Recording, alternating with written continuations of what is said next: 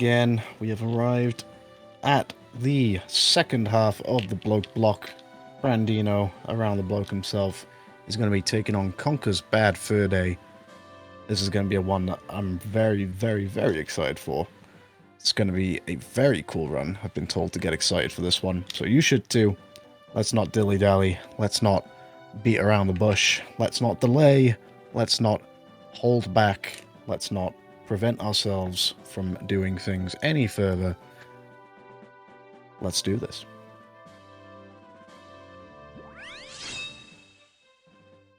Night owl, and it affects my work some weeks because I have to wake up at normal hours for work, but my brain still wants to stay up till 2. Fair enough. Oh, hey, look at that. We're on the Sacer channel. Hello, everybody. My name is Brandino. You might remember me from Sonic Generations for Nintendo 3DS. I played that earlier this weekend, and here I am back with the game on a console for once. I'm playing with a controller. Isn't that crazy? This is Conker's Bad Fur Day, or as it's known in the UK, Conker's Average Day in Wales. And, Hey. Alright, so, this is made by the same people that made Banjo-Kazooie, except it's very mature theme, adult-oriented, with a lot of raunchy jokes. And I'm joined today by Hollow Darkness, one of the goats of this game. Hello. I am Darkness. I am second place in this game. This game is very wild. Hope you enjoy it. Alright, so without further ado, I'll count down. So here we go, in 3, 2, 1, gamer time. Alright, so what makes this game so different from Banjo-Kazooie and Donkey Kong 64 is that it's a much more linear story experience. So we're going to be leading Conker through, like, a pretty straightforward, I wouldn't say straightforward narrative, because A doesn't lead to B. It's just like you're going through, like, a series of random vignettes as he goes through the strangest day of his life. Showpiece to showpiece, pretty much. Yeah, there's a lot of really strange things that we're going to be going from. So, the main plot of this game is that Conker here was out drinking with some friends the night before, some good lads, and couldn't make his way home and went down the wrong path. So this whole game, he's a little bit hungover and trying to get home, which is exemplified by this first chapter, which is actually called Hungover. So, this game's main mechanic are these pads with the letter B on them. They're called context-sensitive pads. And what that means is that they're sensitive to context. So, whatever you happen to be doing or need at a certain time, that's what the button will do for you. So, go ahead. Well, I was gonna say, do you want to explain the chapters menu, like why we're in there? yeah. So, we quit out of the B button just to skip a cutscene. But, what he did right there was he jumped into a trigger and jumped out to get his moves, basically. Like hover, high jump. It saves like a second, it's not really a big deal. Yeah, so if you saw me like do this weird like back walk while I was running, initially on these rocks, yeah, we go into and out of the trigger for his moves, and then we just have them. It's the only trick like this in the game. This game has some really strangely unique sections. There's a lot of stuff that we only do once. Yeah, it's pretty cool. This game has extremely varied styles of gameplay too. You're gonna see. Oh, nice. So this key is the speedrunner's bane. We got him real easy there, but he loves to run away from you. And the way that works is that we manipulate so that he makes like 3 little scared noises, and then Conker will think, hey, I need a way to hit this guy. So after he makes his 3rd scare noise, we want him to be up against the door, and we want Conker to be turned around, so that when Conker gets the thought bubble, hey, I should hit this key, the key is in frame. Because the key actually has iframes that we're trying to burn away in that moment. Yeah, that key is pretty strange. It's actually really complicated for how fast that goes by, but that key is horrible for early game. So I wanted to hover there for some health. to avoid taking 1 health, but I missed. That's okay. There are some ground types you're going to see me jumping through because Conker walks too slow if you try to walk through them. And here's an instance. I should say, so we are playing this game through Rare Replay, which is a game originally released on Xbox One as a collection of Rareware games, because the company that made this Rareware, now they're just called Rare. They were bought out by Microsoft in the early 2000s after making a string of very successful N64 and SNES games. And, Rare Replay was a game containing ports of and emulations of tons of their games, including Conker's Bad Fur Day. This version is really emulated as opposed to ported, so they don't make the same changes that you might see in like Banjo-Kazooie for Xbox. It's very much just like a straightforward port with like the only changes being stability. Yeah, the controls are the same, so like aiming is still like N64 aim and movement as well. It's what it is. That slingshot aiming is quite hard to understand as well, because the beetle hitboxes are big, and the slingshot, you have no reticle, and it's a little bit too up and left, so it's a bit strange. Don't know why they did that, but it's fine. You get used to it after a while, but yes, there are no crosshairs for a majority of guns in this game. Oh, we almost got Marvin. So, oh no. We almost did. So there's a rat there, and there are some blocks that are scared of the rat, so they want us to help get rid of him. And I almost got smushed there, but we missed it. That rat is another speedrunner bane, because the rat likes to both burp and fart these little green clouds out, and if Conker comes into contact with them, Conker will do this puking animation that lasts about 4 seconds or so. And you can get hit multiple times. I think the record is 3. Yeah, 3, yeah. I've gotten double puked I don't know how many of those times. And the most dangerous one is actually the first cheese you give him, because he burps right at you, and if he's in a bad spot, you will just end up puking. Yeah, while you collect all the 3 cheese, I should explain why we're skipping cutscenes and why this category is the way it is. So, this is called Chapters. So the reason why it's called Chapters is because we play in a menu that you can choose the chapters, really. The reason why we do that is because we want to skip the cutscenes as much as possible. Oops, I dropped something. That's fine. But yeah, we want to skip all the cutscenes. So normally you just watch it. It takes forever. So yeah. So Chapters as a run uses the exact same route that you would play in a story mode run, except we get to skip all the cutscenes. So this game's only difference between Chapters and story mode, quite literally, is watching cutscenes. In this version, in Chapters, the only cutscenes we ever have to watch are usually very, like, minimal things, like a door opening or something. Whereas, like, there are really long cutscenes in this game. Some where it's, like, upwards of, like, 6 minutes in length. So it's pretty insane. We don't really want to watch all those. 5 pukes is the record. Thank you, our moderator. You play less of the game than watch it. It's pretty silly. Also, Chapters is 100%, so just think of it at 100%, you'll be alright. Yeah, so you'll notice there's some money walking around, and that's this game's main collectible, but it's really not, like, collectible in a normal sense, because you're gonna have to get all of the money in this game if you want to beat it. Conker refuses to do certain things, or you can't make certain story checkpoints without having an appropriate amount of money. And sometimes certain story flags aren't set until you grab a specific thing of money. Now, it's worth mentioning, this game is not very broken. We have a few skips, of course you do, but this game is really well put together. It's really hard to sequence break because of this money. The money acting as story flags means that when you don't have the appropriate amount of money, or you haven't picked up a certain pile of money, the game usually knows if you're going out of sequence. And for that reason, a lot of sequence breaks are technically possible, like we can clip through a certain wall and get somewhere. Wait, 1, 2. But we can't, oh, we fell it off at the last. So if you grab this lever before that cutscene starts, then when Conker reloads after the cutscene, he'll warp straight to the lever. But I was literally off by like half a second. Alright, so speaking of skips, we have one coming up here in the barn. We're gonna skip the first phase of a boss. But first, we gotta cut this guy down.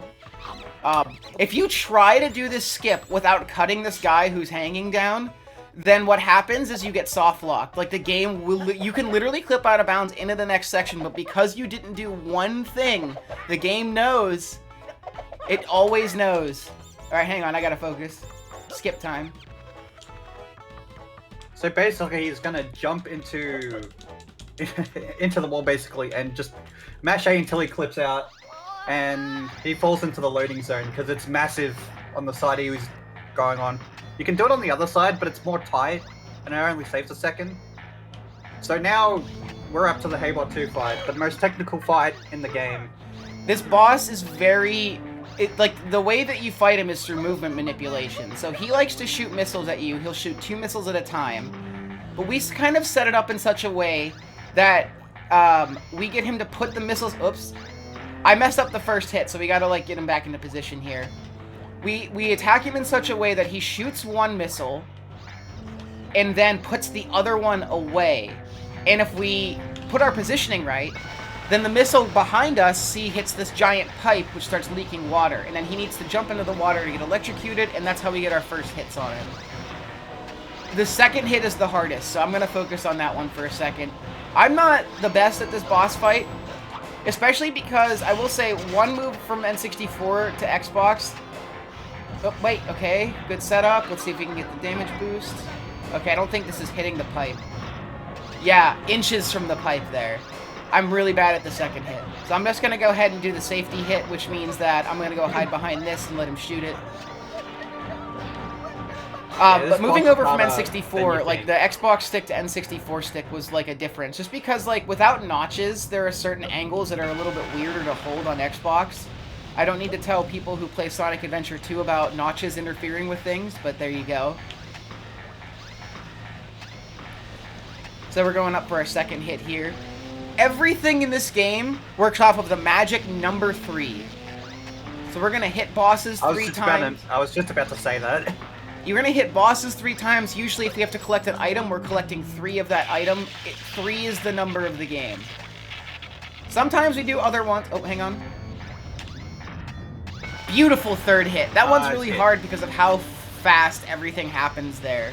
If you slightly get unadjusted, then it's really hard to get back to it. Alright. Last hit here. You can actually do a strat called Stomp Strat to make him attack Conker slightly faster on the last hit. Because he no longer has arms for the last hit, he'll try to stomp to do damage. If you get close enough to him, you can get him to stomp forward slightly faster into a little puddle of water to get electrocuted quickly. But, it's, like, only slightly faster. And it takes, like, 1/3 of your health. You have 6 health in this game, and then it takes 2 when you get stomped on. The water is rising, and we've got some frayed wires here. Usually those things don't mix. Yet again, no crosshair. No crosshair, yeah. We have to just get used to where everything lines up where the knives get thrown. Another difference from Xbox... Okay, so I should say this. Basically, nothing is lost from moving from Xbox to N64. We're not playing on a game that's, like, slightly patched for any glitches or anything. The only thing that is... there are 2 things that are technically patched, but they are glitches that don't save enough time for it to matter. The first one is Hive Skip. So we mentioned that on N64, you can skip the sequence with the wasps at the beginning by throwing the hive off a cliff, jumping down and grabbing it and taking it to Mrs. B, all without triggering the wasps. It only saves about 12 seconds, and it saves 12 seconds at the beginning of an extremely RNG-heavy game. So it really doesn't matter, all things considered. And the second thing that is patched in Xbox is calibration strats. On N64, by holding LR start and holding a direction on your controller, you recalibrate your controller to that holding direction. So if you were to hold LR start down, then when you let go, the controller was recalibrated in such a way that the up position on your controller now counts as the neutral position. And in this game, when you do that, it breaks climbing on ladders and climbing ropes, because you recalibrate to the up position, and then you hold up, and Conker goes super up. He'll, like, move really fast up ropes and ladders, and also later on we drive a tank. He moves really quickly in the tank. So, that is also lost when you move to Xbox, but again, it was very minor stuff, all things considered, because the stability and loads from Xbox really dwarf most of what you get from N64-only skips. Yeah, each console version has its quirks. It's really strange. And there's a lot of console versions, so this game, wait. Yeah, oh, we almost didn't make that. But we did. Yeah, so the fastest way to move up a ladder is neutral stick jump and then hold forward into the ladder, since we can't do calibration. It really does not lose that much time in comparison. Especially because recalibrating up a ladder, you could potentially lose more time, because when you recalibrate, you hold LR start. If you accidentally pause during that, you can end up wasting the time that calibration saves. Yeah, pretty much. Alright, we have a deadly jump here. Hang on. Alright, looks good. That's a good one. Yep. All that right, was the... so, go ahead. So that jump is quite scary. If you miss time that jump, you're dead. You have to, like, delay your hover so long. You basically hover at the absolute peak. Yeah, you hover at the absolute peak. If you don't, you just fall to your death, and you lose like a minute. It's pretty bad because it's actually nuts. Dying there means we have to grab all of the bees we already grabbed again. And I forgot to mention, this is like one of the hardest sections in the game, movement-wise. Yeah, the movement here is real tricky, and we're constantly put into dangerous situations. For instance, if you go into water that's slightly too shallow, like, water up to your ankles is fine, but water any deeper, you'll know if you're in too deep of water because Conker will get little floaties because he doesn't know how to swim yet. If you're in floaty deep water, then the bees will leave you, and you have to recollect all of them. Oh, yep. We missed another hover again. I delayed it a little late, but that's fine. Also, we were collecting bees for a very specific purpose. I can't tell you what, but it did involve that sunflower. I think it was the money. Yeah, it was for the money. Alright, well, now we're going into every speedrunner's least favorite part of this game, which is bull riding. Yeah. So, this is another section that's slightly faster. It's only by a few frames faster in N64 because of calibration up these ropes.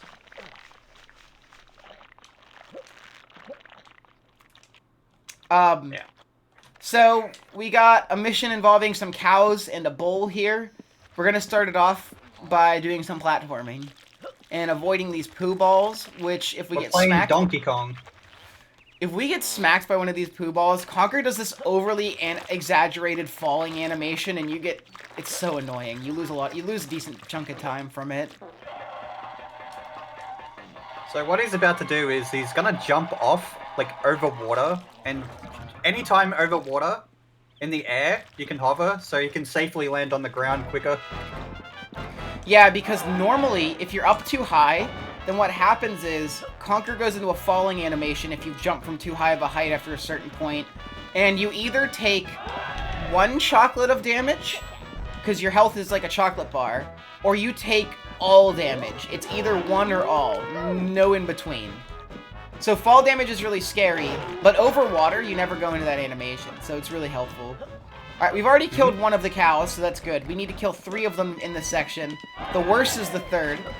I jumped back into the water there to reset the bull's aggro, so he starts chasing me earlier, but sometimes that has an unintended consequence of having him chase you too early. Which just happened there. So we need him to kind of T-bone himself into this wall. I'm gonna let him angle himself, just wait for it.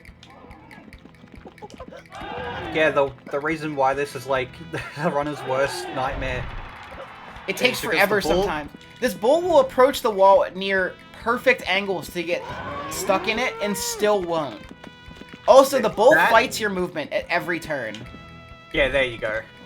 It is when you try and turn around and he just skids, it's just... really annoying. And if you get too close to any of the edges surrounding the little platform that we're on, and the bull will buck Conker off, and you have to get back on the bull through the target there. It's really frustrating. Oh, turn around. That's what I mean. Like, I was trying to get him to turn around, and he was refusing my angle. Alright, one more cow left. Okay, one more. You'll notice that every cow, we're going by rules of threes here, so the first cow takes 1 hit to get to the center. The second cow takes 2 hits to get to the center, and the third and final cow takes 3 hits to get to the center. So, we'll try to point it out, but magic rule of 3 goes in so many... Oh, nope, this isn't gonna work. Maybe it's gonna work! Nice. Oh no! I couldn't turn the camera and the bull at the same time there. That was such an awkward series of events. I'm gonna grab some extra health here. And yeah, it may not look like it, but the bull fights you tooth and nail all the time. Yeah, it's so hard to maintain your grip on the bull. And ideally, oh, okay, we're gonna have to force the angle. Okay, we're good. If you get slightly off angle, you can hold the camera to turn the bull as well as like turn with the control stick to like super turn the bull. But you're like hanging on for dear life if that's your only option. That means you really need to readjust your angle. So best not to be put in that situation. I just had to do it twice there. You really don't want to be in a situation where you're using the camera to adjust the bull like that. Usually means that your angle's pretty bad. Alright, we gotta wait. This is the final cow here.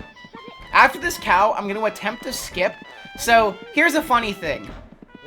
Xbox was awesome for literally everything except for this skip, what we're gonna do after the bull.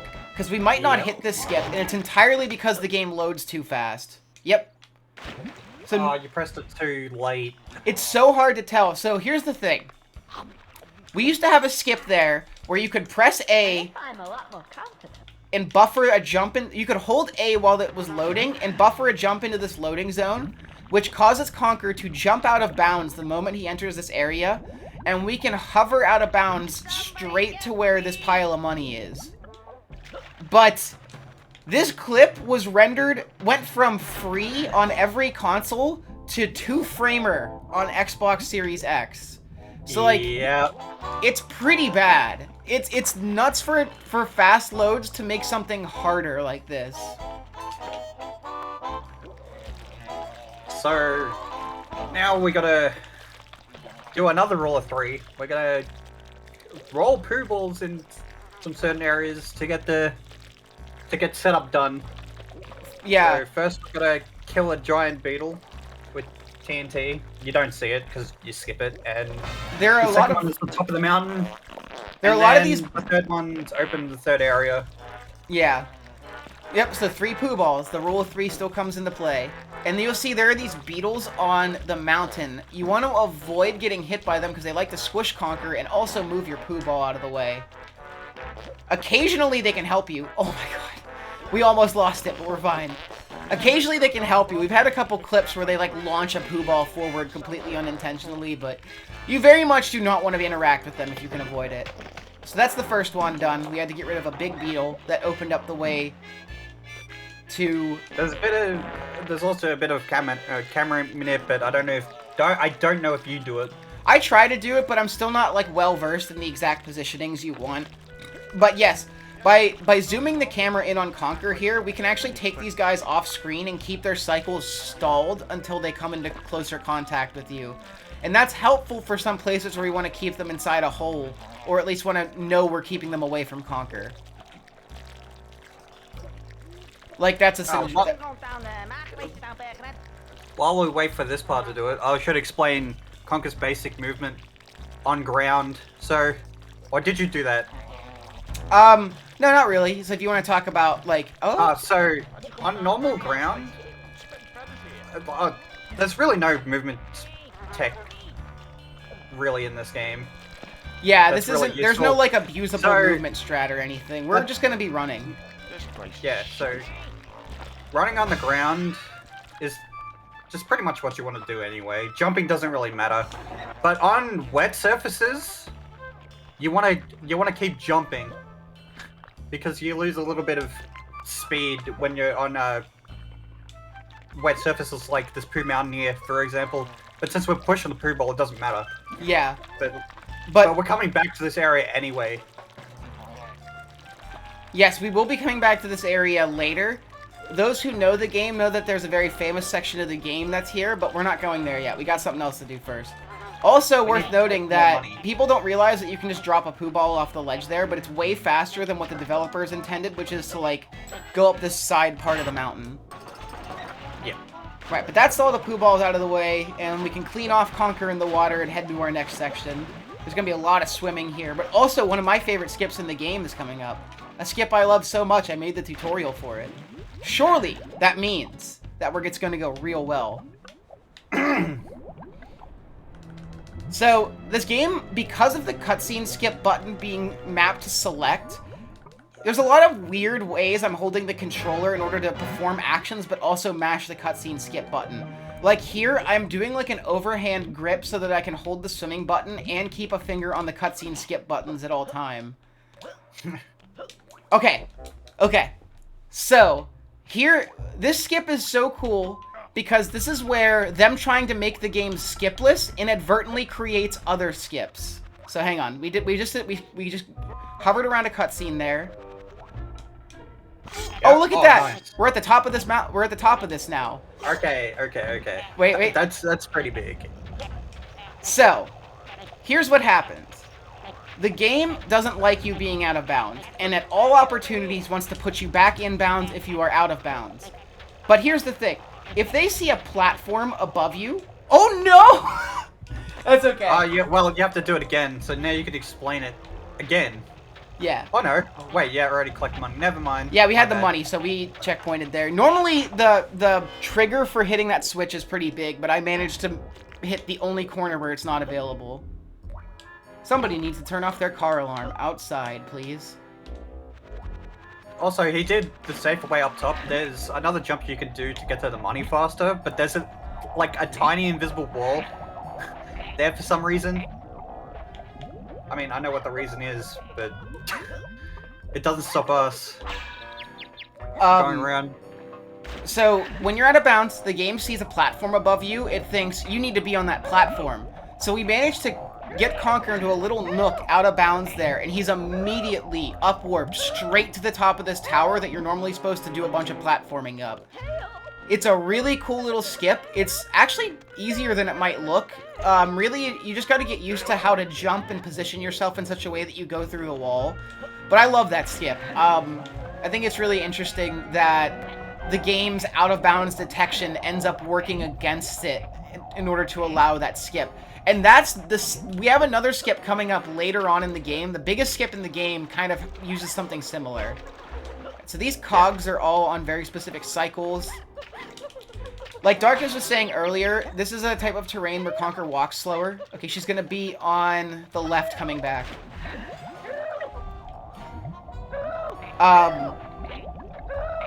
If you try to walk through that water, Conker walks real slow, so we have to jump through it, because it's much faster to jump through certain terrain types.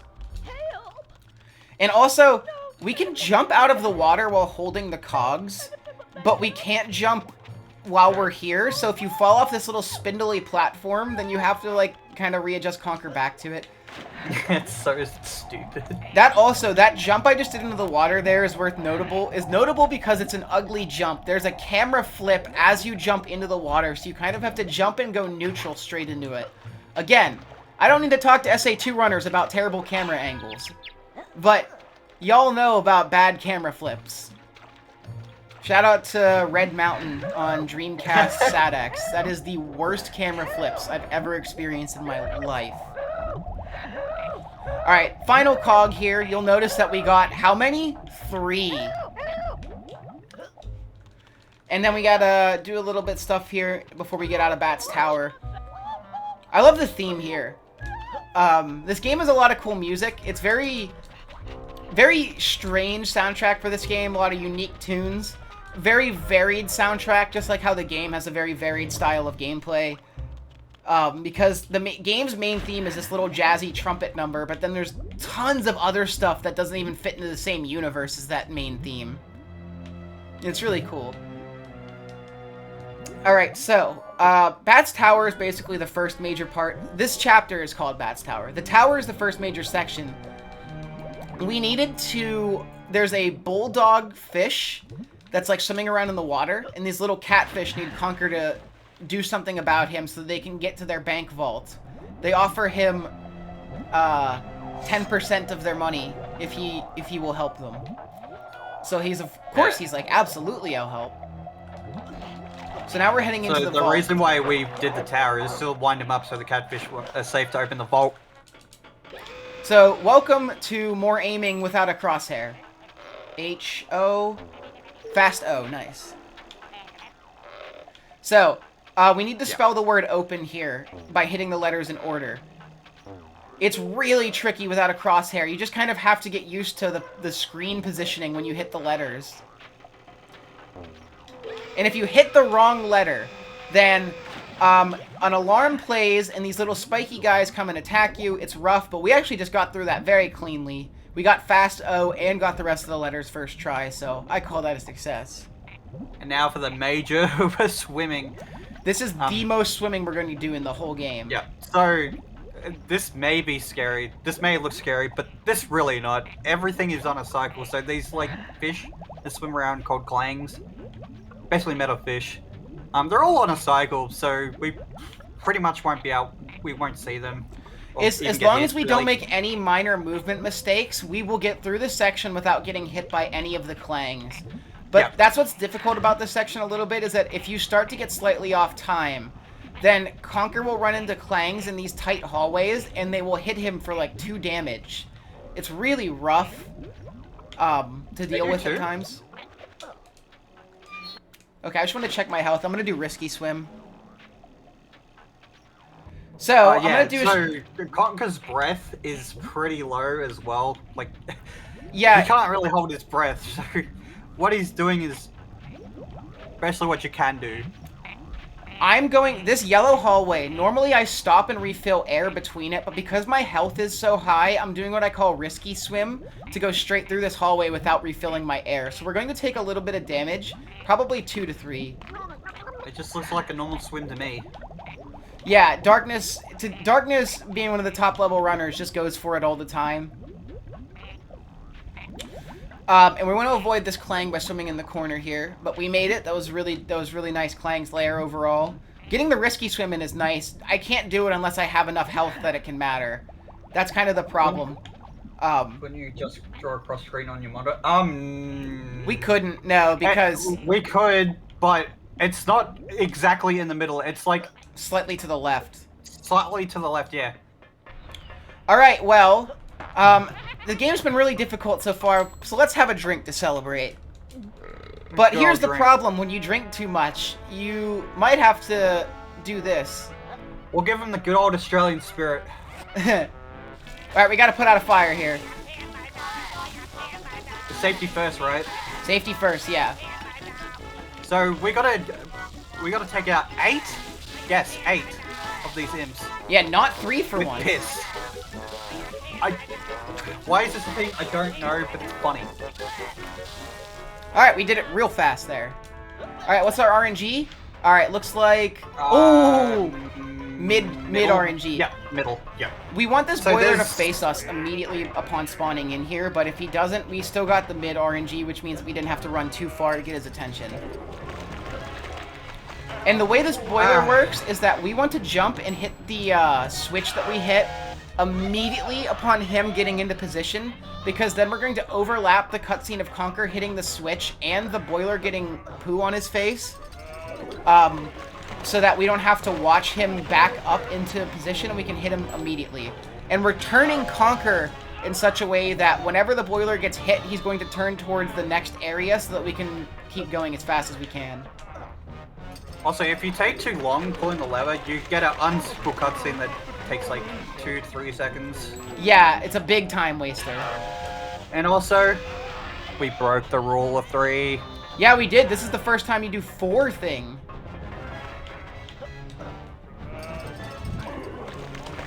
Alright, last hit here.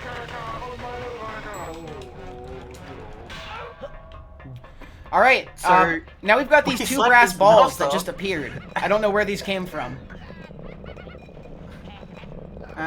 Balls of brass. Yeah, we got some brass balls. I don't know where they came from, but now they're just here. These fire imps are super RNG. They might try to bully you, or they might do literally nothing. It's entirely up to what the game feels like on a given day. Are you going for bullfish skip? I am not, because I'm not as familiar with it, but there's a small little about 4-second skip you can do with this upcoming session I'm not going for. Cool, we got the instant cutscene skip, though. Some cutscenes in this game, if you don't skip them, like, immediately, then you have to watch them for, like, an extra 2 seconds before you can skip them again. That cutscene coming out of the bank is an example of one. And then there's a skip here where we can skip the bullfish eating 2 of those catfish. By doing, like, a kind of weird hover in a corner, the bullfish decides to just chase Conker, and will skip all the catfish, saving about 4 or 5 seconds, without having to watch the catfish eating animations. It's like 2 to 3. Yeah, it's a pretty minor skip. It was probably, but it's worth noting it's the most recent skip found in this game. This game doesn't have a lot of skips, and as you can imagine, hasn't had a lot of new stuff in a few years in terms of skips, because... So yeah, new skips are pretty exciting in this game, because... Even minor ones. There's really... Yeah, even minor ones, because there's like nothing you can do to break the story triggers at all. Yeah, anything we can get to save time is welcome. So I'm going to do a little jump here. You'll notice that Conker puts on a gas mask when entering the poo area.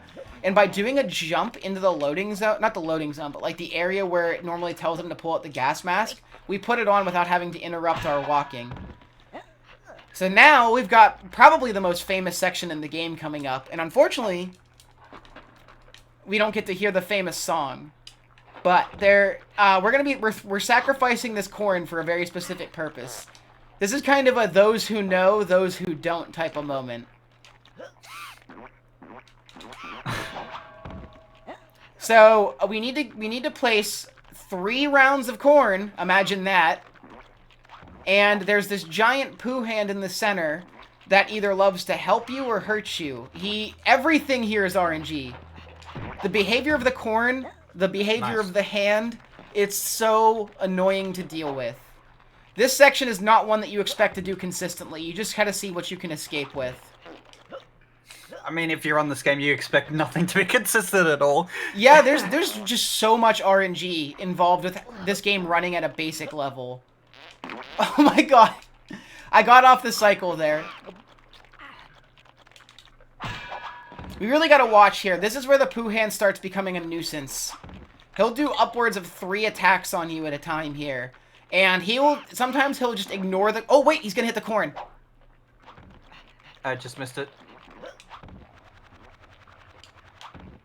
Yeah, see what I mean? Like, it's entirely up to chance what he's going to do and if he's going to help you.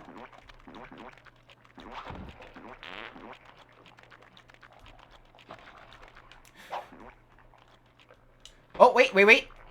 Yeah, that'll hit it. Nice. Wow. Alright.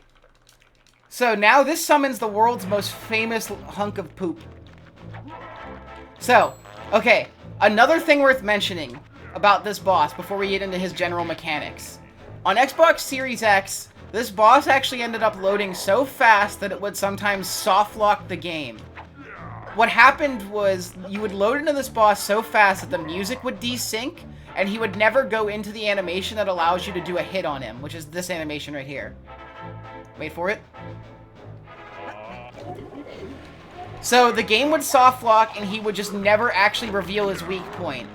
And that was a problem on Xbox Series consoles for a few months coming out. It was like 6 months before they patched it. And you know how it got patched? The world record holder, Obliterator, had to make a viral tweet.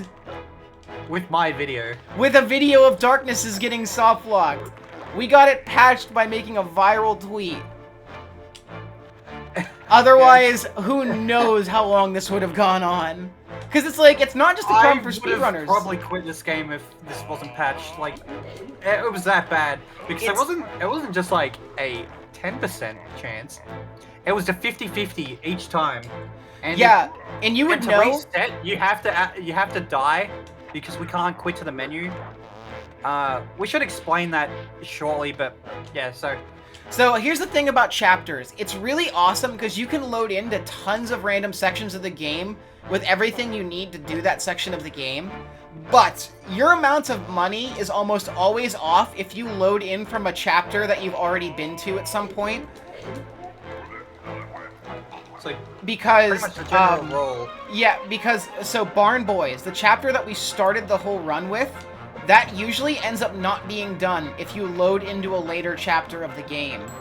So your money piles get off very quickly if you try to load in from other sub-chapters, so we really don't want to do that. Yeah. Alright, so the basic mechanics of a GMP. So He every throws... six poo balls, he'll open his mouth like this. Right? So basically every 2 throws he can have a chance of diving, which we don't want. Because this is basically an auto-scroller, but with a sprinkle of RNG in it. It is awful. Like, Yeah. I love this boss so much, but this fight in the game is absolutely awful. For a speedrun, it's not very fun. And here's the thing. So in the 3rd round, he will dive. He just will dive for the hit. And he can be in one of 3 spots. He can be in front, in middle, or behind. If he's behind or in front before he dives to get hit on the 3rd round, then you're good. Because it's really easy to position yourself so that you can check either of the other 2 spots. But if he's in the middle, you have to make a 50-50 guess if he's going to appear in front or behind you. And you just gotta be right. I mean, if you throw the toilet paper early in the middle and then turn around quickly, you can still catch him, but it's still difficult. Enjoy this part of the song. It's really cool. We only hear it right here. Also, I'm zooming the camera in on Conker here to avoid it looking at the GMP, just to make my lines easier to deal with. But because I do that, we get literally the ugliest camera this game can give you. It like zooms in the most awkward possible way. But on N64, that's lag reduction strats that never went away, because I started on N64 before moving to Xbox. You're welcome for the Xbox meta, by the way. Yeah, Xbox meta is relatively new. I think it started around 2016 or later. I don't remember. I think it was 2017. Darkness was the first one to play on Xbox, and people told him it was pay to win, but he persisted. I just kept getting called. I kept getting called a cheater, but I was like, yeah, whatever. I'm gonna keep playing. People who don't want to play on versions of a game that are objectively faster are weird. Alright, so this section, despite there only being 3 saw blades, which, first of all, roll 3, this is actually a notoriously difficult section, because just touching these saw blades murders Conker. Literally. Even in the middle of the flat end, it'll still cut you. Like, instant die. Nothing you can do. And the last thing you want to do here is slow down. So if I get off cycle, I kind of let Conker swim into a wall so that I can change angles and swim past the blades ASAP. Oh, 2016? Yeah, alright, cool. I don't go for stupid jump there. You can do a jump. You can do a much more risky jump that involves the saw blades there, but I don't do it. Barely saves any time. Yellow blades. In this bridge right here, Darkness has an incredible clip where he just fell through it one day.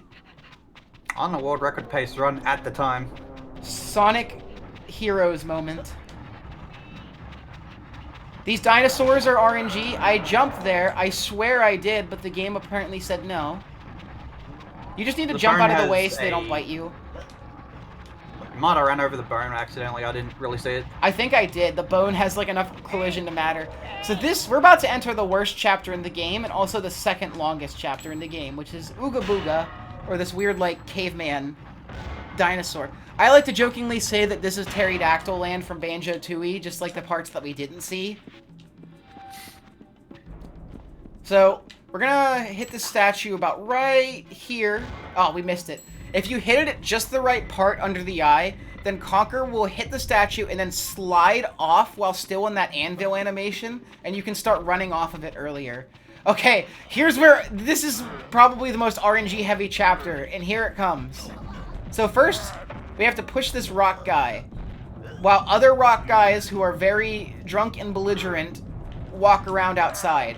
And they can choose to walk away from you, or they can choose to follow you and try to slam you into the ground for like 5 minutes straight. There is zero in between. You have no recourse except to avoid them. They are brutal. Yeah, some people have clips of them getting destroyed by like 3 of them at once. They just kept like rotating and just died because of it. You'll notice that when I run up to the rock guy, I kind of try to wake up all the other rock guys so that they start walking in random positions away from me. It works sometimes, but other times it doesn't. Also, this song is great. Oh, my favorite part. Alright, so we're heading into... This game has a few follower missions, which, first of all, everybody loves follower missions. I know we all love follower missions in video games. But did you we like... don't get 1 follow mission, we get 2! In the same chapter, minutes apart. Alright, but the first one is kind of cool because we actually have tech during it. We can save over a minute in time. So, over a minute.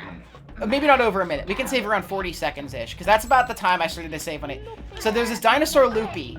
He's this big purple bloke. And he wants to eat cavemen. And his caveman eating animation is incredibly slow. So we don't want him to eat the cavemen. And we do that by walking away from him at his max distance so that he's more concerned with catching up to Conker than he is eating the cavemen. Yeah, so you can tell he's not gonna eat the caveman because of that weird caveman scream. That's normal, don't worry about it. Their screams get incredibly more messed up the more we ignore it. It's one of my favorite things in this game. You'll hear it, if you skip the first one, you'll probably hear it in a minute. Alright, we're 3 for 3 so far, just walk past him, please. But yeah, this looks This really might look hard, simple, and but this took me a really long time to understand because you have to have really good knowledge of how Loopy interacts with his surroundings. And you have to be really good at knowing like the exact positioning you can keep without going too far. Because like, if I get slightly too close to him, he will eat this caveman. Yeah, I was about to say that. But we made it. Even like him resting on a few of them and not eating them is still better than him eating. Yep. If you go through this door without him being close to you, then you have to do the entire last room again. I can't stress this enough. He's got these 2 big eyes, and he can't see like more than 2 feet in front of him. So Loopy's about to get what he deserves. You'll see what I mean. Here's where the caveman screams start getting ridiculous because we avoided some in the last room. Just listen.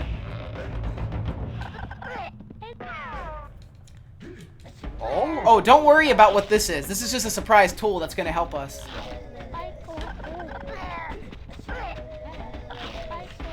Alright, we need him to follow us up here so he doesn't try to eat one more caveman.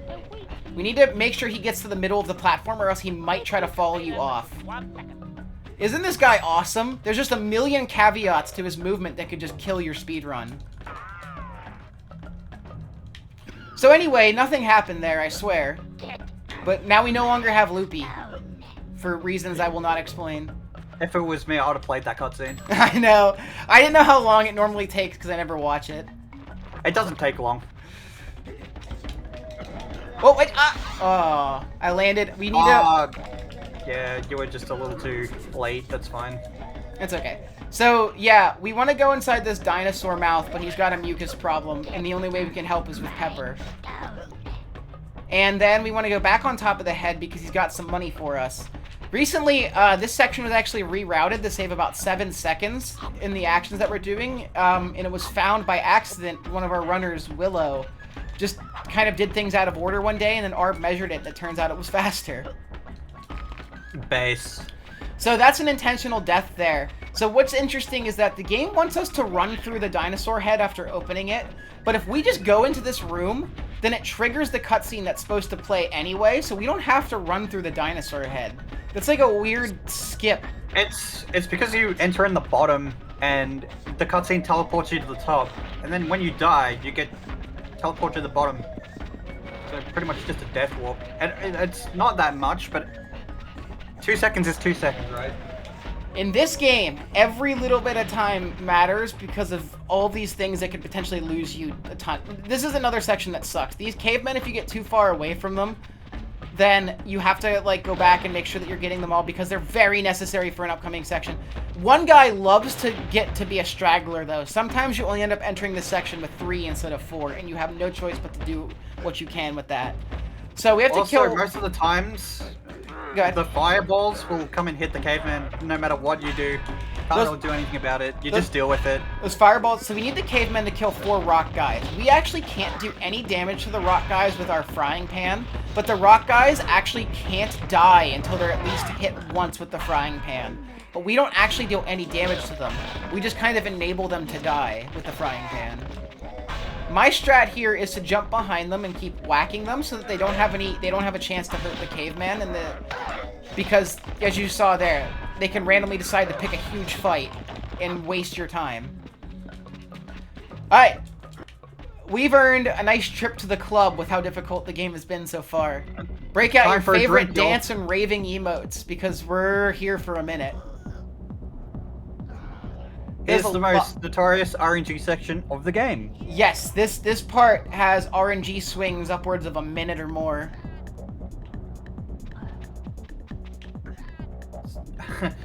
So now we just gotta roll this guy onto a switch.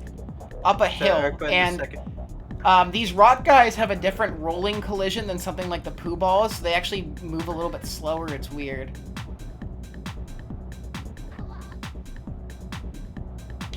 Time for a drink. Yep. Conker's earned it.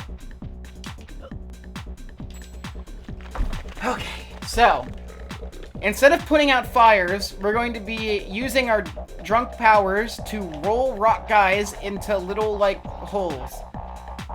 So here's why this section sucks. The rock guys, 2 of the rock guys can be in RNG positions, like this guy's in a bad spot.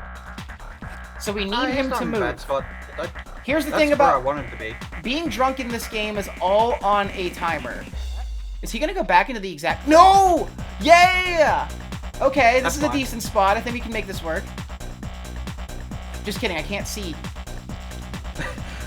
What are you doing? Luke! Stop it! I just want to point out that I almost got him in the hole without being able to see. We're on a cycle here, so... Oh, he's right back into his terrible spot. We're on a cycle here, so the important thing is just making sure that we get him into the hole before the cycle ends. And only lose time if he doesn't... Oh, since this is the first one, we have to wait anyway to... like, get him to undrunk. Okay, so here's how being drunk in this game works. Conker will be on a cycle for about a minute, and during that time, you can pee as much as you want and walk around, and he'll be drunk. And then once it runs out, he goes into hungover mode, where the only thing he can do is walk around and puke. We can fix hungover mode by going to a first aid station, but... Oh no! Oh my god, no! Well, you have to put him in again. That's unfortunate. I shouldn't have risked that, but I thought I could make it. That's okay. We just gotta push him back into the whole way to drunk cycle again. This is why this part really sucks, because so much can go wrong, and then you have to get Conker drunk again, and then wait for him to be undrunk. Also, Conker's drunk movement is random. He can stumble, or he can shuffle forward at a much faster pace. It's entirely random. Oh, he was moving! Oh my god, this is why this section is awesome. Oh, no. Oh, okay, I thought he was about to go into his worst spot. Conker. I was about to say my famous line. Conker is on... This is why you don't want to be under the influence, guys, because it slows down your speed run.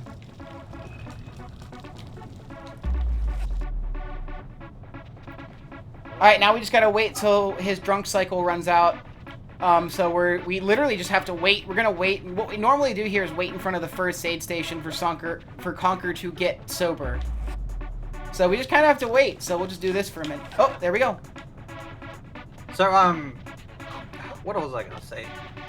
Oh, yeah. So when you want to get him in, you want to be like as straight as possible. You don't want any variance of like an angle, because sometimes it can fly to the left or the right, and it's really strange. You just want to pay as straight as you can. And it's actually really hard to. Because, like, slight variations in your peeing angle actually readjusts the rock annoyingly. And the funny thing about this game is that when you talk about its mechanics at, like, a high level, it's very silly because we're talking about your peeing angle. But it's for real. This is what you gotta worry about when you speedrun Conker's Bad Fur Day. Alright, so this guy on the right is always in the same spot, and it's a very nice spot, but depending on our starting angle, it kind of gets awkward. So, I've had really good, what I thought were good starting angles that changed the moment it started. Oh. That was a good one. Can you get in? On Xbox, so there's a remake of this game called Conker Live and Reloaded that was released on original Xboxes. I see it moving. I'm just going to try to nudge him. He's so close. I really don't want to have to... Come on. Oh, what a rude guy, man. Look, he stopped short right in front of the freaking thing. Again, this is why this part sucks. I've been playing this game for 3 years and I still run into problems here. Yeah, please, dude! Like that. Say, like, piss angle counts. And it's like minor variations in the angle really... Oh, and he's sober now. Oh my god.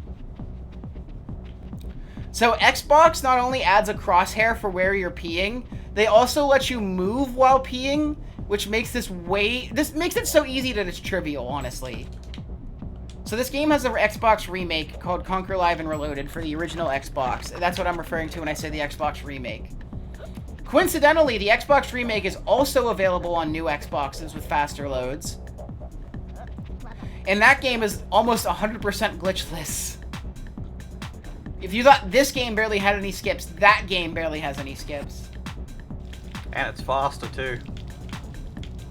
Oh, dude, why does this game hate me? Yes, yeah, they ported it to new Xboxes. It's on there. Yeah, this guy is the one that doesn't have any RNG associated with his positioning. I am just messing this up pretty bad right now.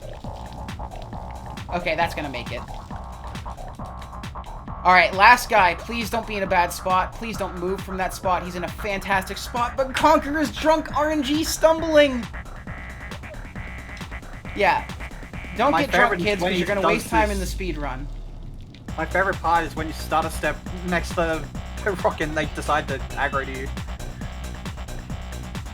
If you get too close to the rocks, they will punch you in the face, yeah. Alright, we're out of here.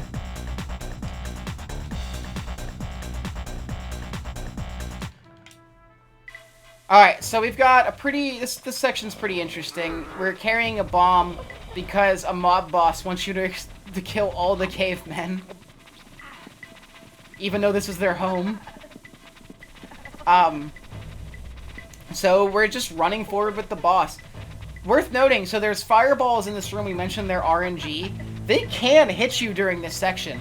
It's really rare, but it's happened to several runners, including a very famous clip by one of our runners, Benja Castellan, who was like on this tongue and then immediately just gets vaporized by a fireball.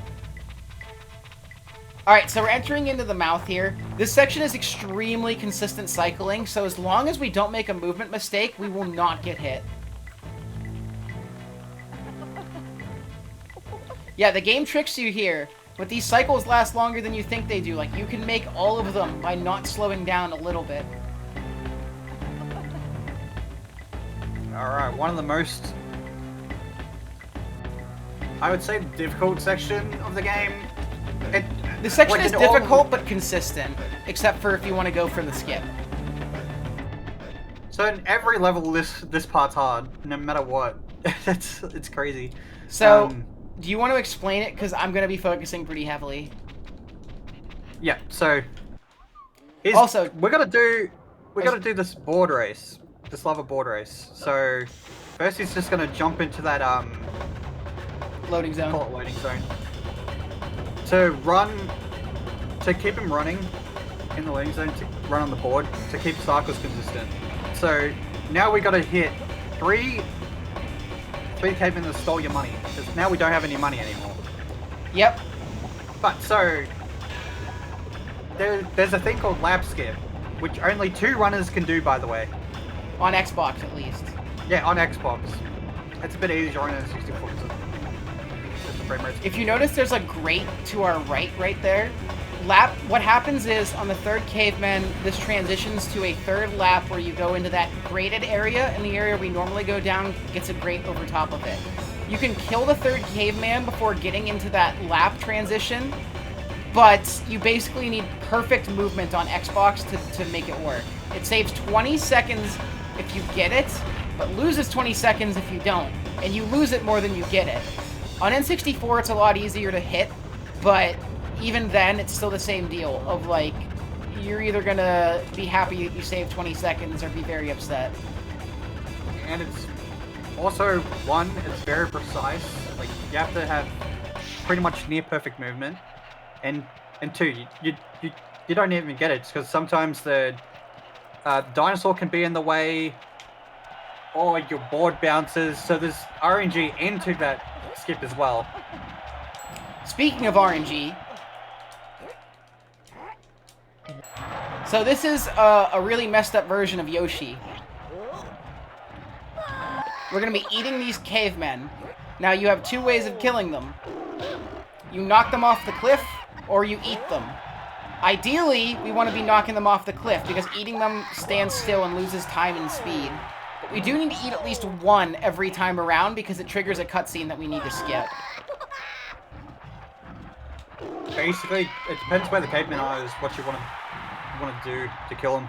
So it's worth mentioning that nearly every section in this caveman chapter has some kind of horrific RNG that makes everything worse. You can hit multiple cavemen at a time, but it's very awkward positioning. And there's just a lot of RNG in this section, because where they decided to go and what they decided to do is random. But also, this dinosaur can randomly go for cavemen or randomly go in directions that you're not asking him to go. He will only, like, home into the caveman if he doesn't have 1 in his mouth. Yeah, so you wanna... Okay, wait. Nice. And if you get hit 3 times while on him, Conker gets shoved off. Oh my god! Oh, nice hit. We just got a triple, okay. Yeah, that can happen. Oh, nice. This section is a little bit better on Xbox because they fixed some of the controls that slow this guy down at weird turning angles. That's a big problem. Alright, this boss is cheeks. And I mean that literally. So first you jump over this, wait for him to do his attack. Oh, no! I got too close. That's alright, we're off cycle, but that's okay. He's gonna swing. Oh! That worked! Oh, what? Alright, so we're off cycle, so we're not going to be able to camp him in place. So we gotta see if we can do some readjustment on the fly. But I think we can do it.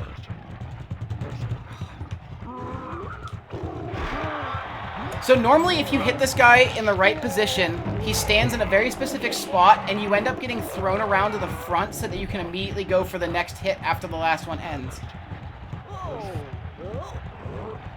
Oh no! I thought... Why doesn't... I guess I was too close before he decided his attack.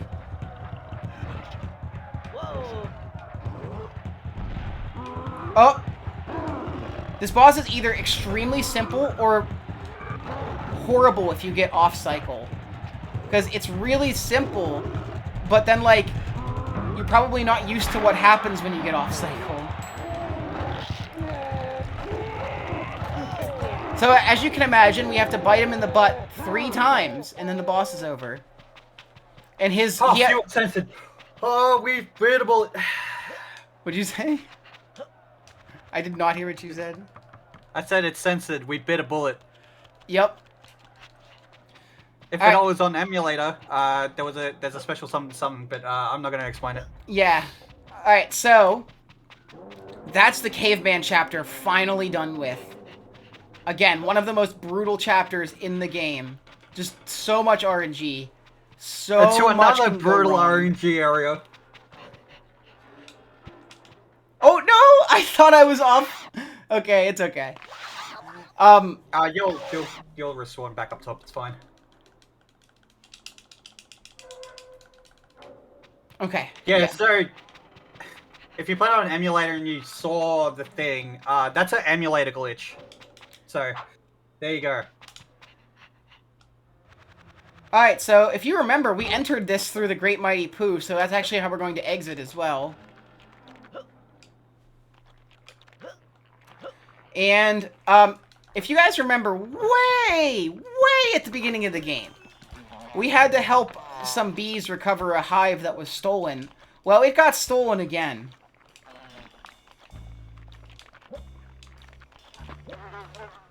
So there's this pretty annoying jump coming up that we have to go to. We're jumping from Pooh Mountain to this money. It can be quite annoying, but you can save yourself by just mashing A to dive. Yeah, if you can dive, which actually extends your horizontal distance ever so slightly enough that Conker will make the jump most of the time. And we made it there perfectly. That jump got harder for me on Xbox because I used the C buttons on N64 to zoom the camera in on Conker for that section. And the problem is that on Xbox, they've mapped that to the down on the C stick, and I sometimes just turn it by accident. So Wasp Shootout. The Wasps will always spawn in the same exact spots, so you can actually be ready to spawn camp them, but they're still very difficult to deal with because their hitboxes are just goofy. You'll notice that, like, sometimes they go directly into the crosshair but won't die. There's not much we can do when that happens. It's because it's like... They're further away than you think they are. I think, like, you have to lead your shots. It takes, like, half a second or a second for them to actually connect or something. I don't know. This is strange. Needs to be looked at a little more, but... This is the only section that's technically been tasked on N64 by Fresh Toast 2, who is one of the goats of this game. Really OG runner who did a lot for this and the Xbox remake. Yeah, he did a lot for the game. When I was learning it, everything was pretty much found. Yeah, that's not to say that there probably still aren't discoveries to be made in this game, but we definitely have a very good knowledge base about what's possible and what isn't.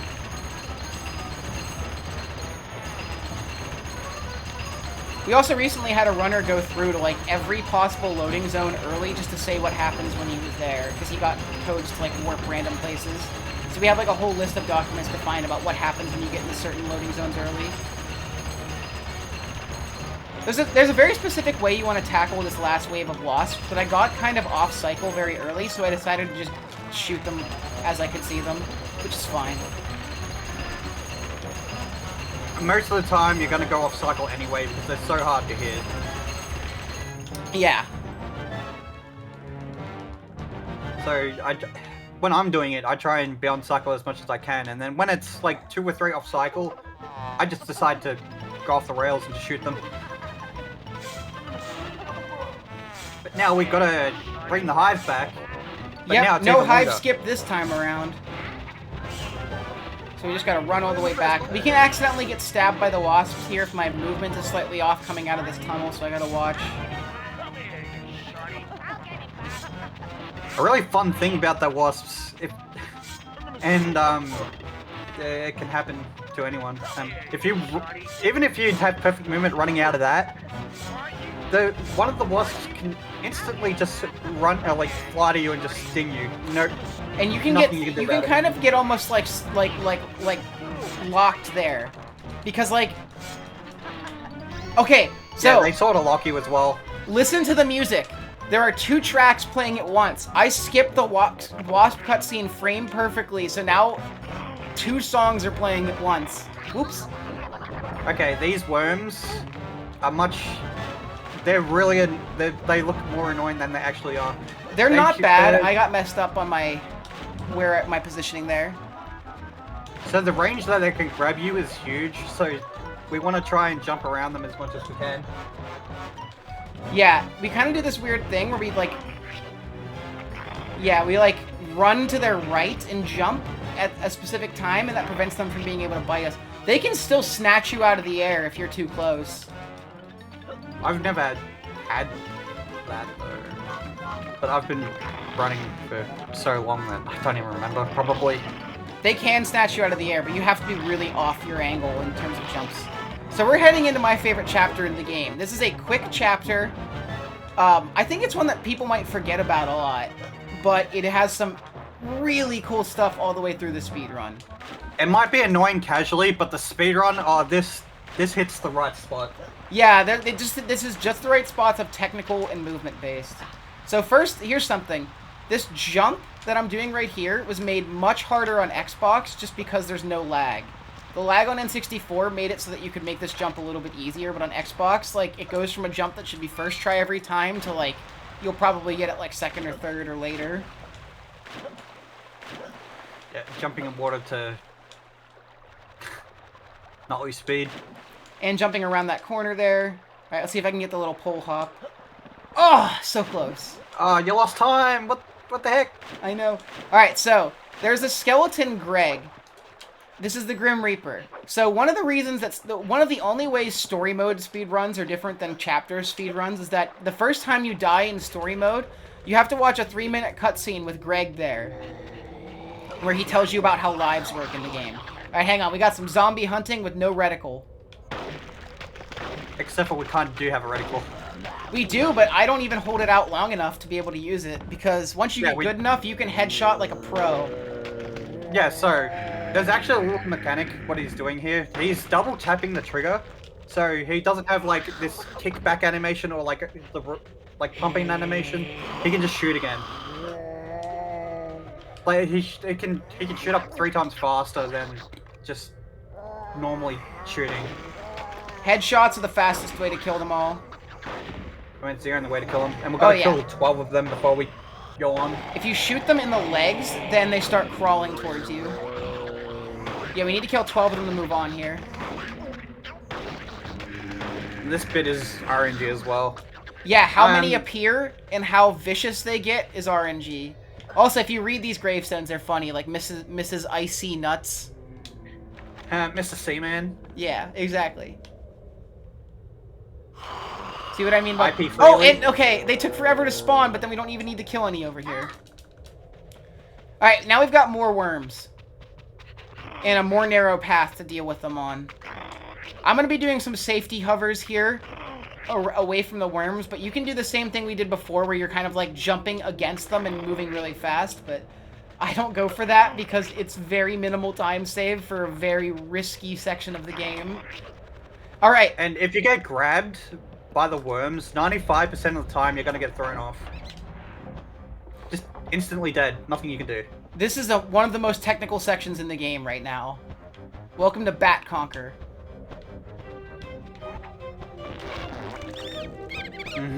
Yes, that is how we pick up villagers. You didn't see that incorrectly. We need to get 6 villagers. So once again, the rule of 3 changing a little bit. So he's doing a little bit of movement tech.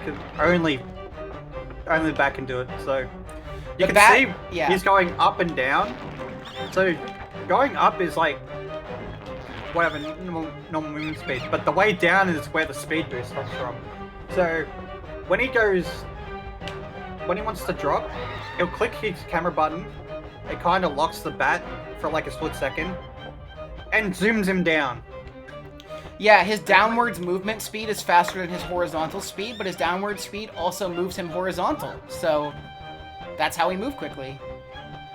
It's every two villagers we get a little cutscene that we need to skip.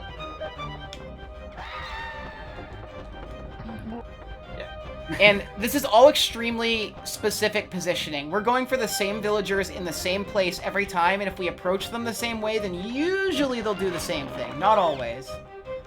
They throw stakes at you in the air, and that really doesn't become a problem unless you're trying to grab a villager that's near other villagers. It's also not a problem if you hover above them at a certain point. Also, this theme rocks. This is one of the best songs in the game. I think it's the best song in the game. I think I'm more partial to Lava Surfing, but I like this one a lot. Yeah, so we're literally just climbing up to ridiculous heights, and then diving. Alright, 2 more villagers left.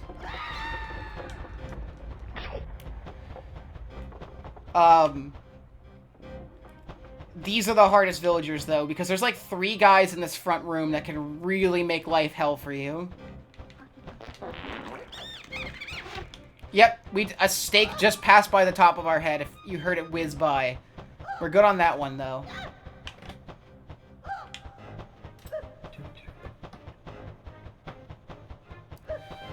Alright, 1 more villager after this, and then we get to the biggest skip in the game. Also, not really only is the biggest skip, but the oldest skip. Yeah, no. I think that's what's funny about it, is that nuts. our biggest skip is also the oldest known skip in the game, and we have not found anything faster than this skip in, like, the years since. I don't think we're gonna get a bigger skip than this. So, yeah, this one is really interesting. So you need, in order to leave this mansion, you need to collect 3 keys. But we can glitch ourselves to the 3rd key instantly. And the thing is that the 3rd key will trigger the door, so you can just leave. In a weird case, this game has, like, that's like the one case of this game not trying to fix triggers too hard. Okay, hang on, I gotta focus. Alright, just watch what happens here.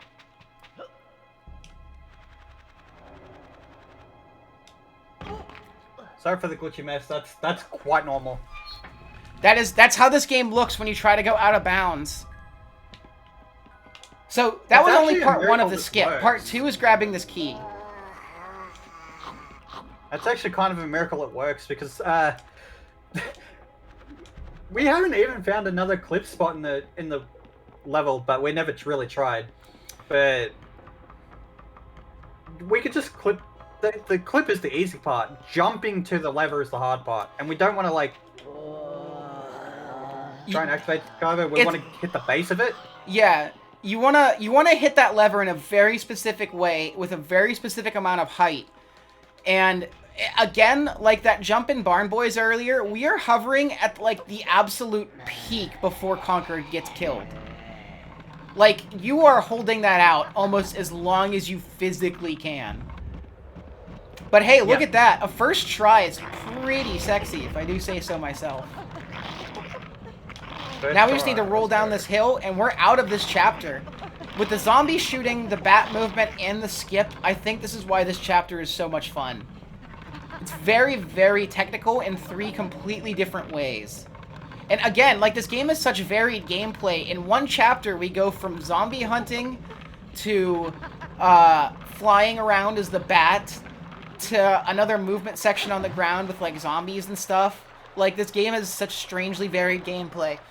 And we're actually going to hit the most varied gameplay section in the game coming up, because we're heading into the penultimate chapter, which is also the longest.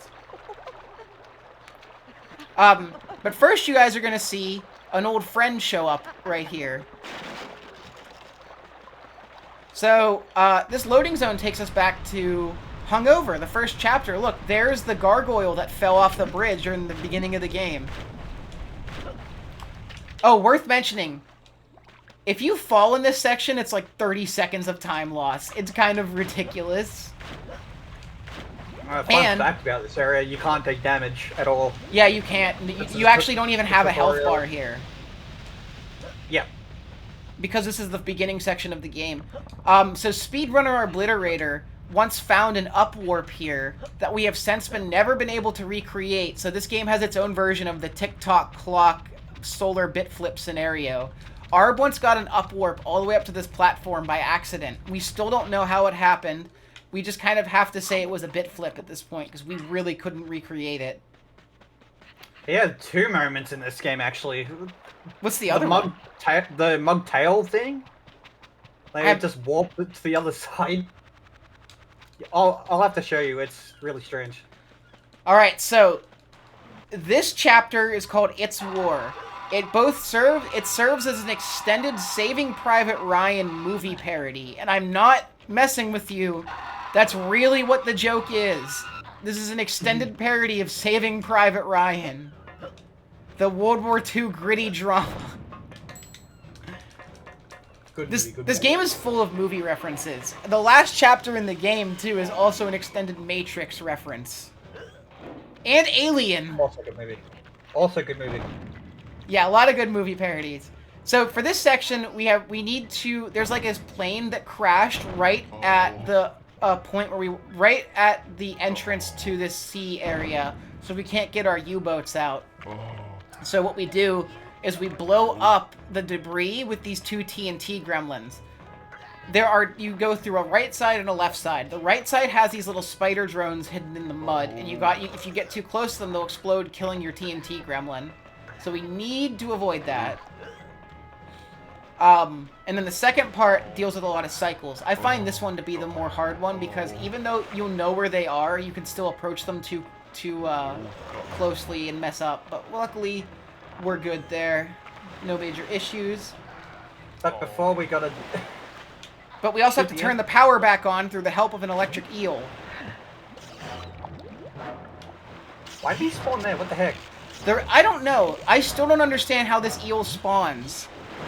I think it's based on where you enter the water, but I don't freaking know. We lead him through 3 electric hoops to turn on the power. At the same time. Sorry, what? I'm sorry, I was just saying how we turn on the power here. So we do that, and now the power's back on, so we're good there. No more eel. Oh, escalators, escalators. Eels. Yet again, no crosshair. Yeah, no crosshair, but this one's not too bad, because as long as you can see the guy between your thing, and you're at the right height, you'll be... Oh, see, why did that one hit over the other one? N64, there's a really ugly camera flip walking back on this route here, but on Xbox they removed it. They removed a few really bad camera flips on Xbox. It's very nice. Alright, here's our second TNT guy. This section is actually much easier than the first one, in my opinion, because it's all cycle-based, and the cycles are the same every time, as long as you didn't take too long to get there.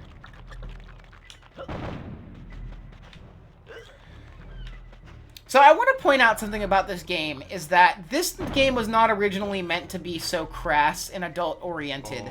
They were making this game around the same time as like Banjo-Kazooie and stuff, and it was supposed to be like a little collectathon and kid-friendly game where Conker went around and explored lots of different worlds. But sometime during development, they were like, no, you know what? Let's turn it into an adult game. And so they just did that. This is one of the last games released on N64. Actually, like, Majora's Mask is one of the last games on N64, and this still came a year after it. This game came out in 2001, the same year that Luigi's Mansion was released on GameCube. So that goes to show you this was really a massively late entry in the N64's lifespan. And because of that, and because of the M-rated nature of the game, Nintendo really didn't want them emphasizing commercials for it. So this game didn't get a huge wide release. And it was made by the same people that made, you know, some of the most popular games on N64, Banjo-Kazooie and Diddy Kong Racing. And for that reason, this game is actually quite hard to find on N64 for a decent price. It didn't sell very well, and it's like notoriously a cult classic. So it's really weird. But this game being on Rare Replay made it super accessible, so I want to shout out to that. And here we are in the war section. This section is actually really hard casually, but we know a funny little secret. We can just slide under this, and you won't get shot anymore. You're bound to get shot the first way you get there. That's pretty normal. On the way back, it's where it's interesting. So now he's just gotta raid the teddy's base. The enemy in this World War II chapter are these teddy bears called teddies, and there's a lot of them. Okay, so this section... Ouchies. Wow. It's okay. There's a lot of health here. This section can crash. And well, I'm not doing any crash room, prevention, so we'll see what happens. Not this section, the next part of this. So this... Yeah. If you want to know why it crashes, look at how many enemies are chasing us, and then imagine this on N64 where it's like 12 times as laggy. It can still crash on Xbox, though, is the thing, so... I think it has something to do with, like, the spawning too many guys on screen at once really messes with the game. I think it's that and the particle effects of, like, the flamethrowers... Yeah, shot, we're damage boosting... chocolate. we're damage boosting through these flamethrowers, which also adds all these fire effects on Conker. So the big crash section is coming up. I'll tell you if we survived it or not. I mean, you'll know, but... Alright, around this corner. Ready? No crash. Just like I knew it wouldn't. No crash, yeah. Yeah, so imagine you're playing this game and you're on PB pace and you enter a section where that's like a 25% chance to crash your game. After you've already dealt with tons of game-breaking RNG and really difficult execution. This game is very, very difficult speed run. It's a lot of fun, but it really takes a lot of time to get used to this game's quirks. Yeah, remembering all the one-time tricks. Yeah, that's the other thing. Plus like the awkward shooting, the vehicles. It's pretty varied. Yeah, But so some we need to kill a of certain the number stuff of guys aren't here. fleshed out as much. It's just like a one-time thing. Alright, so we need to save the squirrel from the electric chair. I sure hope we don't hit the wrong switch. Oh, cool. dang it. We hit the right switch. So, the joke is that it doesn't matter what switch you hit. He gets electrocuted every time. Okay, here's a section that Xbox changed drastically, and it's just because of stable FPS. Oh, if you watch this on N64, It's like... oh my It's gosh, like 15 it's awful. FPS. It's unbelievably slow. So, they want you to jump into this turret, which triggers a bunch of teddies to come out at you. But they're all one-hit kill teddies. So it's actually way faster for us to pull out our normal guns and shoot them. Yeah. And on N64, shooting with the normal gun here, it's insane, the lag. You can barely see, like, anything moving normally. So the way it works like is that... 5 FPS. Yeah, it's unbelievable. It's really bad. You know what the funny thing is about, like, jumping off the turret and then doing this? They've changed this section completely on Lemon Reloaded. Yeah, on you the actually Xbox have to remake. use the turret. You can't shoot your gun. You can't, yeah. They must have known that we were cheating.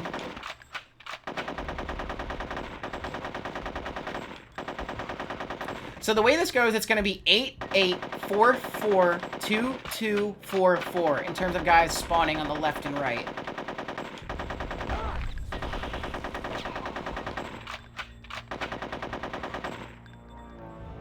Now here comes the 2. They kind of alternate spawn though, so you need to watch.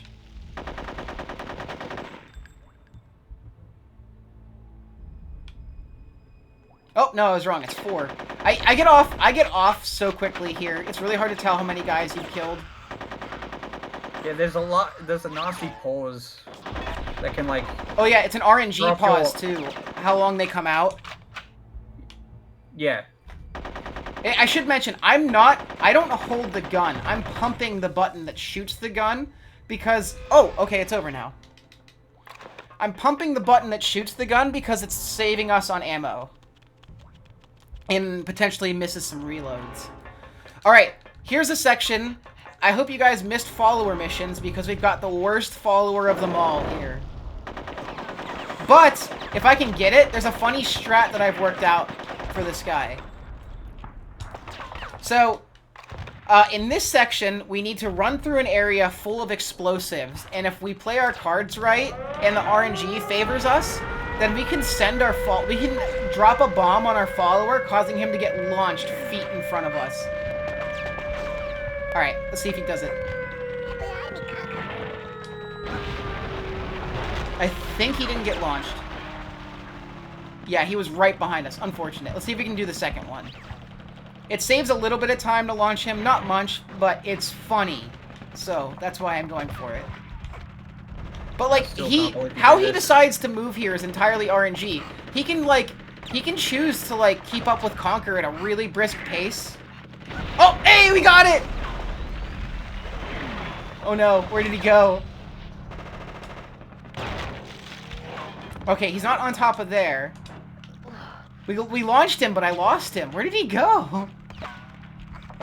Did he go? Wait, okay, he's just behind us? That's never happened before. That has not moment. happened to me. That's a lie. That's happened to me before. If you get the second launch as the Goofy or one of the two. I also might die here. That's okay if I do, but I'm trying to die in a spot that's less punishing, so.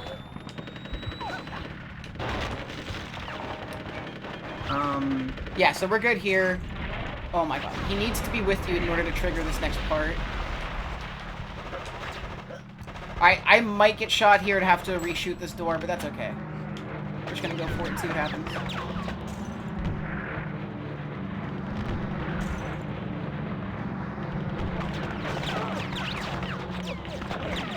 Oh my god, we opened the door and then died.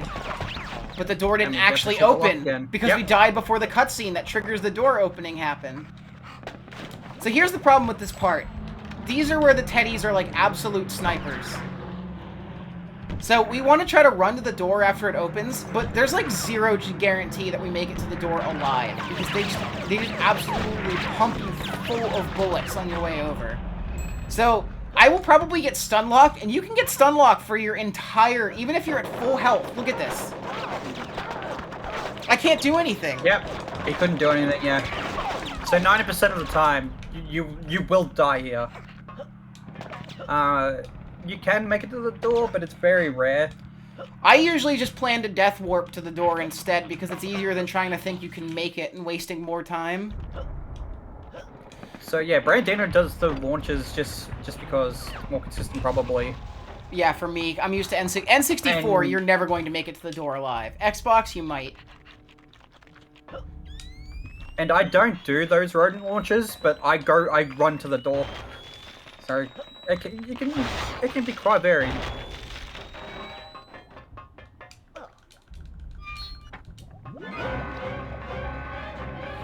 Alright, so there was some really specific movement there. We had to avoid 2 spider robots and then damage boost in the third. Here's a section that changes quite a bit on Xbox from N64, and that's because we don't have calibration strats. So one of the other things that's faster about calibration is this tank. This tank, when you recalibrate the control stick, moves so fast that you can jump these gaps that normally you have to lower a bridge for. But we can't calibrate on Xbox, so we have no choice but to lower the bridges. Probably, this is the only time where you really do lose decent chunk of time to N64, but it's still not, like, huge. We're actually going to be cheesing this section, too. We're going to be hitting... We're going to be hitting, we need to hit 4 legs of this tower, and we're going to cheese 2 of them right at the beginning so that we only need to hit them in sections of 2 as opposed to hitting all 4 around the tower. So we're gonna come up on the last 2 here. And these little teddies love to throw grenades at us. We really want to make sure we kill them. Or at least get out of here fast enough that they don't matter. Whoa! Conker! Oh my god. Okay, we're good.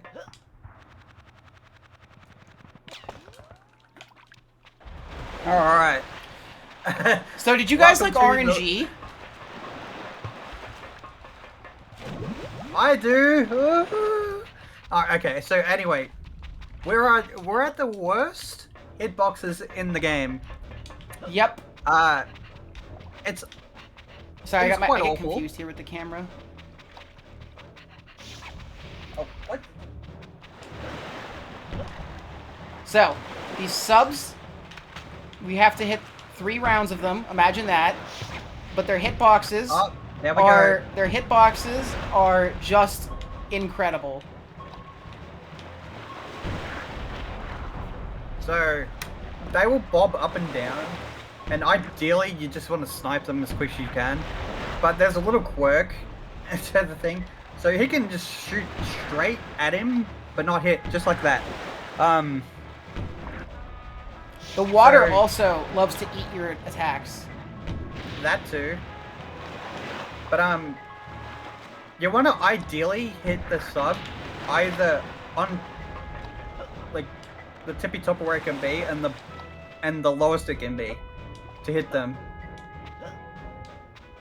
We kind of figured this out like last year. For the longest time we just shot blindly at them and hope for the best. If they're too close to each other, then if you kill one, it'll kill another. That's a nice feature of them. Also, okay. See, look, like the first section was a nightmare, and that section was like easier than Sin. So that's how goofy this is. It can be so varied about how these subs decide to give you on a given day. Hang on, I'm waiting for one to shoot another missile. Okay, I heard it, so we're good. Oh, oh! Oh, just shoot a missile yet.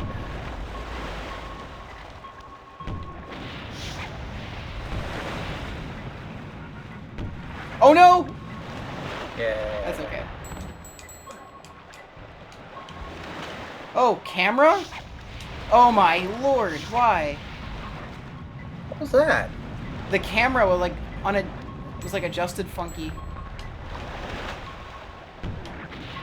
Oh yeah, so every time he Nice. brings the berserker out, he uses the camera button to go into the aiming mode faster. Little quirk. Pretty fun. Alright, now we've got a boss. That's kind of cool because of how consistent it is. So it's this giant teddy bear that has, like, a live person sewn onto his hand. We literally just destroy his attacks, and then wait for it. We knock the person off, and then start spamming shots right here. So that we hit him in the back and skip a cutscene where the person starts, like, swearing at us for attacking. You should shoot them when he's walking back. Just because it skips an animation. And his hitbox is massive. Shoot him. Oh, wait, what? Can you So hit when him? you should shoot him when he's walking back to, like, when he's picking up the little girl and walking back into the middle because it skips it. You know how he slowly stumbles over? We got the frame perfect! Oh! Yeah, we beat him so fast that we're still in the tank when the cutscene ends. Okay, that was sick.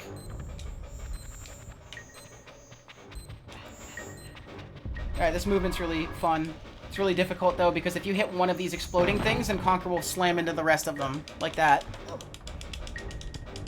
Oh yeah, and if you hit a laser, it's 2 damage. So if you hit the top one, you're just instantly dead. Yeah, they do time 2 starts soon. Okay. We've got another chapter to do.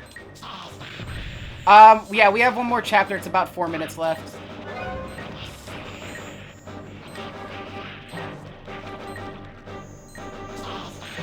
Ouch. That's unfortunate.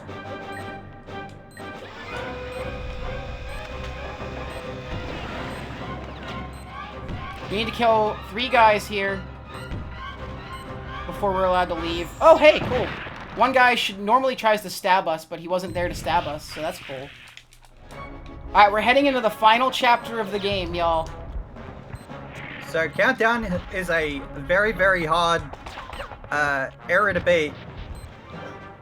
But if you can go under the fence, then it's simple. Alright, yeah, we're heading into the final chapter. We've got about 4 or 5 minutes left. Sorry about slightly overestimate there. You just got we caught can blame up. Rock Solid. Yeah, Rock Solid really hurt, but it's okay. So, first thing we're gonna do is we do a little extra cutscene skip by running up the windmill here. But this final chapter, I don't think you guys are ready, because one thing about this game is that where it starts and where it ends are 2 very different things. Because where we start, you know, he's like running around a little like happy-go-lucky world and he's drunk. But where it ends is an excessive parody of The Matrix. We have 4 waves of guys we need to kill here, and we can only really shoot them when we enter the bullet time from Matrix. I mean, we can shoot them without it, but you'll just instantly get owned. You can't, like, you can technically kill them without being in bullet time, but the idea that you're going to kill them without being at bullet time is laughable. Yeah. So basically, this is all consistent. So this part is all setups. They'll come out the exact same way every run. Exactly, and you want to start shooting them at the same time every run. like for this one, we're gonna hold upright and walk all the way to this one because they start shooting just about immediately, so we can immediately start. And you'll notice that I'm like focusing my crosshair in places where you can't even see them, but I know they're there, so that way we can kill them faster. The way you lose time here is either getting hit by one of them or having to do extra bullet time cycles by missing one of the guys. Because they can shoot you out of bullet time. It happens. It does happen, yeah. Very rare, though. Alright, we want to do a little, we want to waste a little bit of time and then wait for him to appear for this one. I hold left so that I kill this guy behind the wall immediately. Hold center so that I kill him and then kill that guy. They start appearing faster and faster every round, too, because you're getting closer to where they spawn. Yeah. So, the problem with this section is, if you're on PB pace and you're nervous, since you're aiming with one stick, your thumb's gonna be shaky. Yeah, it's happened to me. It's actually awful.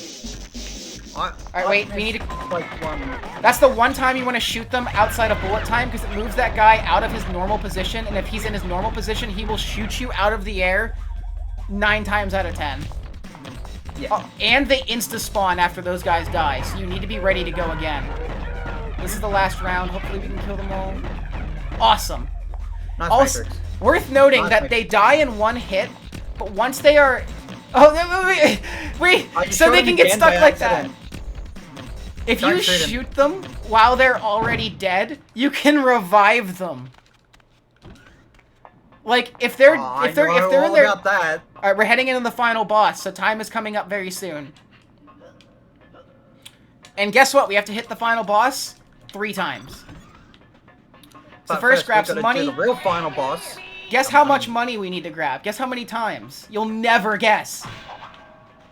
4? Oh no, dude. It's not 5 either. It's 3. Oh damn! I was close. All right, so we go from a Matrix parody to a parody of the ending of the 1980 film Alien, or is it 1979? Okay. It's Alien. So, how do we end this game? Bowser throws. We have to throw the alien out the airlock by spinning him around, but we don't actually have to spin the control stick. I'm just holding right on the control stick and the camera at the same time, and it moves him. Which is a nice improvement to SM64. So the alien, while there's... Okay, so, time is coming up after the 3rd throw. This is the 2nd throw, so just letting you know.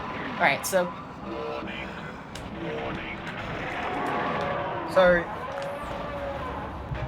I'll explain the fight after he's finished the run. Oh! Yep. So he either swings his tail or bites. That's what I was going to say, yeah. On the 3rd hit... Okay, time's coming up, hang on. Oh, wait! We dropped an input! Okay, wait. Time's coming up after we throw him out the airlock here. I'll tell you when. Alright, here we go. Time! GG. GG's. GG, nice run. Sorry for going slightly over. That's my fault. But, we did it! Conker's average day in Wales has been completed. Yeah, and just for that, I'm going to wrap this up nice and quick. Sorry. No, GG. Thank you. No. Thank you very much for putting on a great show. Thanks for having this game. This is the game that doesn't really get featured like its brethren DK and DKR and Banjo, so we really do have to fight to get this game anywhere, and I'm always so happy to show it off because it's such a strange game.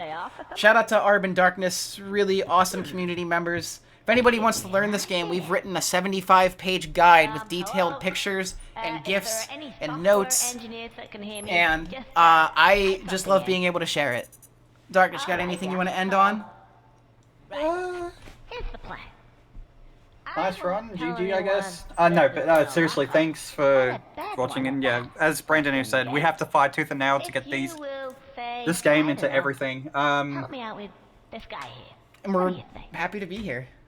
Yeah, pretty much. So thank you. We'll wrap it up fast since we're over estimate. But thank you guys so much. One more thing. If you want to come in the Discord and want to learn, everyone is super friendly and will help you out. Yeah, we are a very open and welcoming community. Everyone is allowed. Like, we love having new runners, and For a game that's not very popular, like we always occasionally can get some runners here and there, so we always love to see more. This game is very accessible on multiple consoles on Xbox. We allow emulator, N64, whatever you want to run on, as long as you want to run it. We're happy to have you. Yeah, definitely. Thank you both again once more. And with that, we'll get moving on, because up next we've got Star Fox 64. We keep the classic N64 style game train rolling. I was so look excited forward for to this that. one. Did you know that Alright, Star good Fox luck to the 64 yellow was armies. remade for the Nintendo 3DS? Alien? Did not know that. But there we go. Okay, let's get Alright gamers, we'll be back shortly. See you in a little bit. Thanks, Take care. everyone. Check the shot. There we go.